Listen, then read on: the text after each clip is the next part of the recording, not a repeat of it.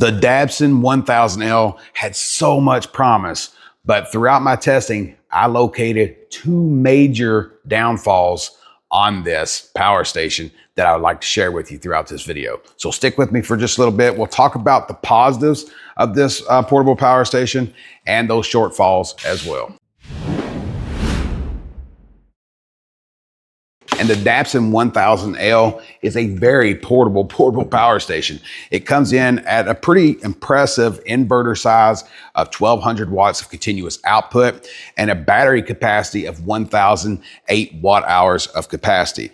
Although this is 1008 watt hours of battery capacity, we need to pay more attention to the actual inverter's efficiency. And that's where we convert that DC power into AC power and how much of that capacity that we can use out of that 1008 watts of capacity.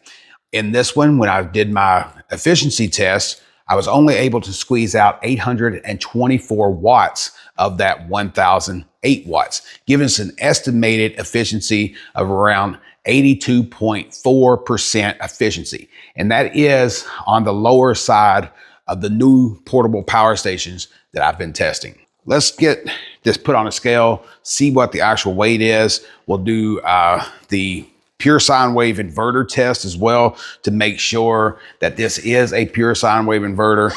Typically, I'm not having any problems with that out of portable power stations, but it's always important to verify. And I do like the overall layout of the outputs. We have two AC outputs at 120 volts.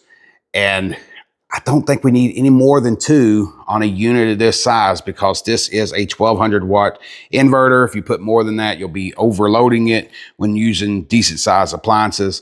We have 4 USB ports down here, USB-C at the top, or 2 of those, one at 80 watts and then one at 100 watts. Then you have the old style USBs. And then we have an old barrel port. I don't use this, but we have the cigarette lighter, 12 volt there, a light, so we can turn this on. Honestly, for me, you can remove the lights off of all these power stations. I think they're useless. The power to turn this on and off is operated by these controls right here, these buttons. So this would turn on the AC output. This would turn on the DC output. The screen, I really like the way it's set up. It kind of tells you everything that you need to know right here from the screen. So when we press the button down here, let's see if we can see it. See how it turns it on and off up here in the top, tells you what hertz you're setting at. We're in the US, so we're at 60 hertz. Let's turn the DC off and you'll see that all those icons go away.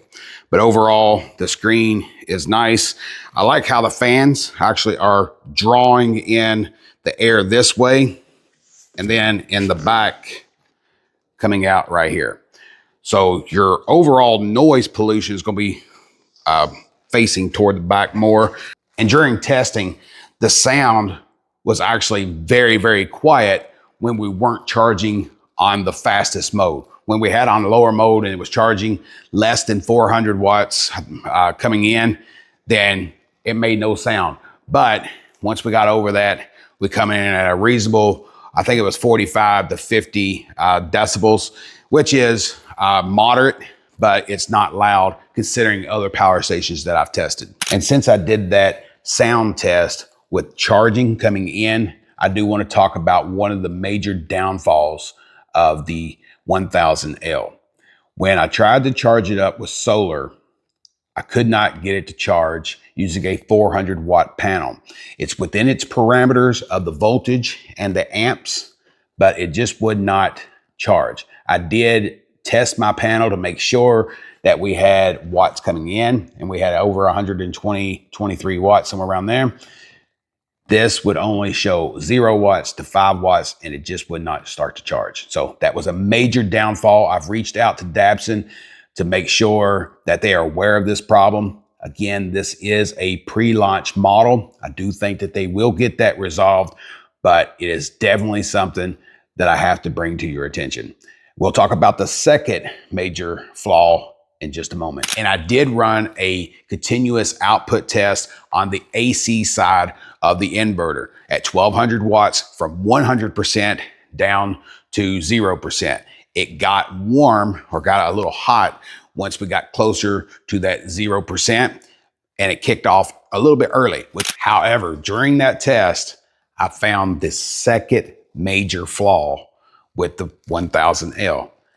The display that's showing the output of what you're using on your draw was not displaying correctly. I had to put a watt meter on the front of this to verify it, but at sometimes it would be showing 70 to 750 watts, and then it would be showing 750 watts up to 1450 watts. And this is only a 1200 watt output, so it should have been kicking off. But I know that I wasn't using 1400 watts and I wasn't using 70 watts. I was using right around that 750 to 800 watts of output, but the display was fluctuating between 70 to 750 to 1450. And it did that pretty consistent between the 90% capacity down to the 5% capacity. So that was a disappointment.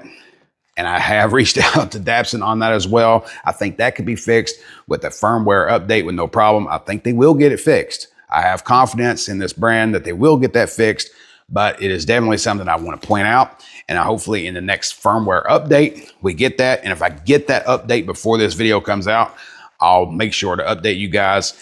And if we get an update in the future where this unit starts to work correctly, then I'll have it in my pinned comment. I'll make sure to say, hey, the company did fix these problems that I located. But at this point, those are the two major flaws that I found with the Dabbsson 1000L. And you heard me mention the 1450 watts where it should have kicked off. Now, I did test it where we pushed it over 1200 watts, and I did verify that using my watt meter. And once it goes over the 1200 watts for a very short amount of time, it does kick off to protect the unit. So I think the problems with the 1000L can be resolved with a firmware update. So overall, the housing and the hardware itself, I think is good to go. However, the problems that I'm experiencing in their firmware is something that they certainly need to get resolved before putting this out for purchase. And it's my job to put out unbiased reviews on any product that I showcase on my channel, whether it's a company sending me a product or they have sponsored the video through payment or I've purchased it myself. I'm always going to provide an honest review. Sometimes it works out with me where a company respects that and they continue to work with me. Other times companies get upset and I never work with them again. But that's the price that I pay. And I'm okay with that because I don't want to release a video telling you a product is great when it's not. I want you to be able to come to my channel and trust that I'm providing you with an unbiased review, regardless how I've received the product. And with that said, if you found anything helpful in this video, be sure to smash the thumbs up button. Let me know that I did an okay job, and I really do appreciate that because it does help me out a lot. And if you're interested in solar related products, everything from building full home solar systems to testing small portable power stations, I cover that here on my channel. And I build those full home solar systems and I connect them to the grid. I do all that work myself, and I try to show you guys how you can go solar also. So if that's an interest to you, you may want to consider subscribing to the channel, tapping that notification bell, and getting notified when I put out new videos. I hope to catch you in my next one.